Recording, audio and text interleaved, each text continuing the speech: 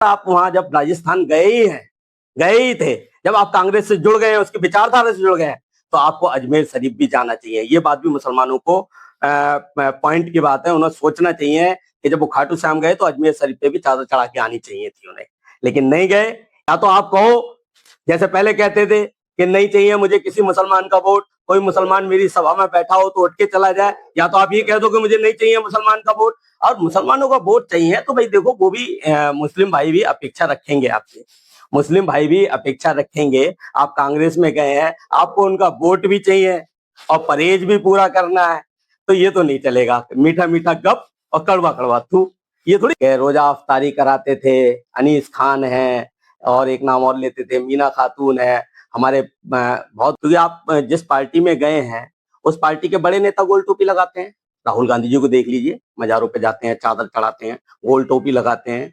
आप और भी अपने उत्तराखंड के नेताओं को देख लीजिए, हरीश रावत जी जाते हैं। या तो आप उनकी पार्टी से जुड़े हैं तो उनके जो उनकी पार्टी की परिपाटी है, उनके उनके पार्टी के जो सब पार्टी की जो नीतियां हैं उनके साथ आपको चलना पड़ेगा। उनके जब आपके बड़े नेता गोल टोपी लगा लेते हैं तो गोल टोपी किसी ने लगा दी होगी, किसी ने सोचा, तो आपको पानी पीने भी जाना पड़ेगा, उनके यहाँ सिमैया खाने भी जाना पड़ेगा। अब कैसे पानी पियोगे? पानी नहीं पियोगे तो फिर तुम्हारा वोट बैंक नाराज हो जाएगा। और वो वोट के लिए आपने अब तो कांग्रेस में आपने अपनी कांग्रेस पार्टी के नेताओं के लिए खूब बोला है, अब आपके लिए बोला जा रहा है, तो इतना बुरा मानने की जरूरत आवश्यकता है नहीं। ये तो राजनीति में चलता है, क्योंकि आप बोलते थे तो आपके खिलाफ तो कोई कांग्रेसी नेता रिपोर्ट लिखाने नहीं गया। मुझे नहीं लगता मीना शर्मा रिपोर्ट लिखाने गई हूँ इस बात पे कि उनको मीना खातून बोलते थे। मुझे ये भी कहना था टुकाल जी का कि मैंने मेयर शर्मा को चुनाव लड़ाया और जिताया, और कहीं और भी बताया, क्या उनका आपको सहयोग मिला था? अब वो तो एकला चलो वाली बात करते हैं। कभी ऐसा होता है एक आदमी कुछ कर लेगा? आप खुद चेयरमैन लड़े थे, भारतीय जनता पार्टी से चेयरमैन लड़े थे, आप चेयरमैन बने। आप उससे पहले सभासद रहे, भारतीय जनता पार्टी से सभासद बने। आप उसके बाद 2 बार विधायक भारतीय जनता पार्टी से बने। अगर आप में अकेले इतना दम होता तो आप निर्दलीय जीत जाते ना। पूर्व में सरकार, हरीश रावत जी मुख्यमंत्री रहे थे, वो खुद कहते थे कि दोनों हाथों से लूट लो, जो करना है वो कर लेना, जो मर्जी कर लेना। दोनों हाथों से प्रदेश को लूटने का इन लोगों ने काम किया, तभी तो प्रदेश की जनता ने उन्हें नकारा, 2-2 बार नकारा।